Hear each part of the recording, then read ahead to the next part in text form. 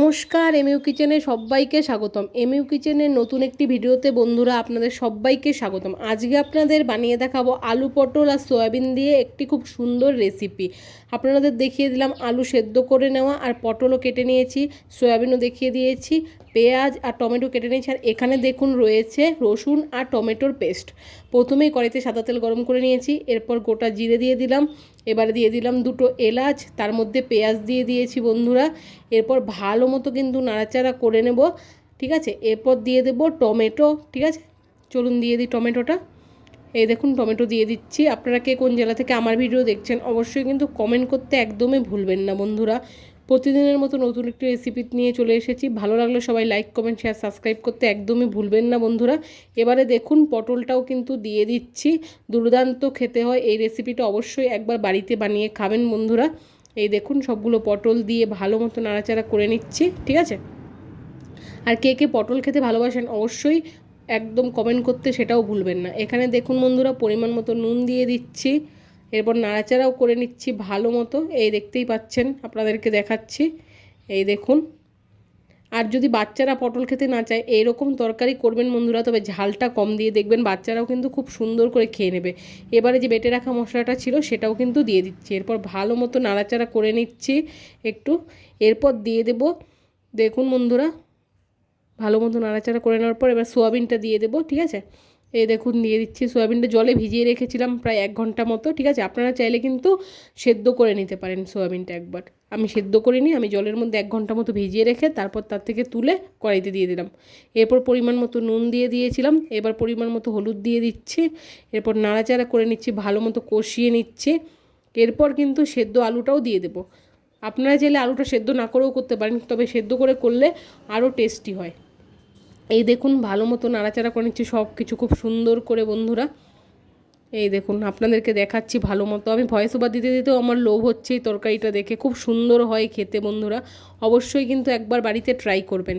এই দেখুন আপনাদেরকে কাছ থেকে দেখিয়ে দিচ্ছি কত সুন্দর লাগছে না দেখতে। পুরো মশলাগুলো কিন্তু সব কিছুর সাথে মিশে গেছে একেবারে। এই দেখুন ভালো মতো নাড়াচাড়া করে নেওয়ার পর এরপর দিয়ে দিচ্ছি বন্ধুরা আলুর দমের মশলা। আপনারা চাইলে এটা দিতেও পারেন, নাও দিতে পারেন, সানরাইজের, ঠিক আছে। এরপর কিন্তু নাড়াচাড়া করে নেব ভালো মতো।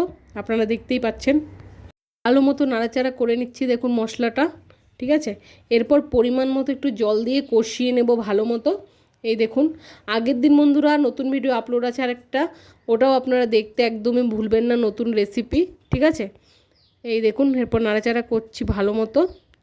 বন্ধুরা আমি আগের দিনও একটি পটলের রেসিপি আপলোড করেছি, সর্ষে বাটা দিয়ে পটলের তেল ঝাল। অবশ্যই কিন্তু আপনারা সেটা দেখেও কমেন্ট করবেন কেমন লাগছে আপনাদের ওই রেসিপিটাও, ঠিক আছে। আর সমান ভালোবাসা এই ভিডিওটাতেও দিতে একদমই ভুলবেন না।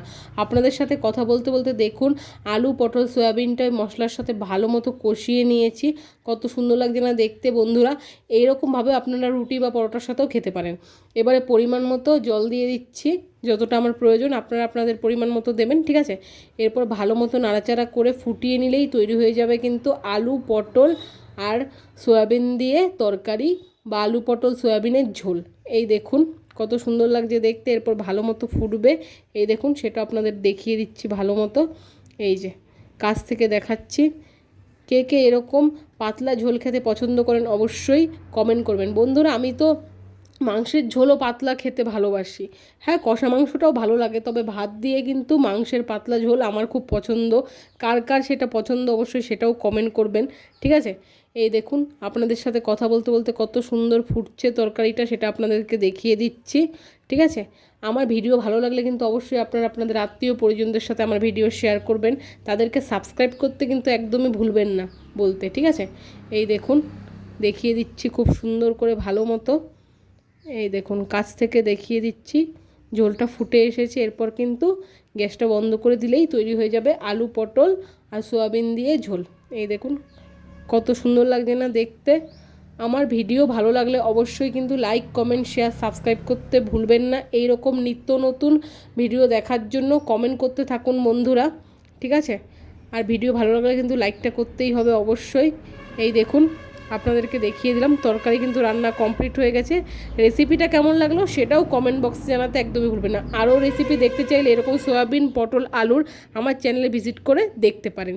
আবার চলে আসবো বন্ধুরা নতুন একটি ভিডিওর সাথে। ভালো থাকবেন, সুস্থ থাকবেন সবাই। এইভাবেই আমার ভিডিও দেখবেন। ধন্যবাদ।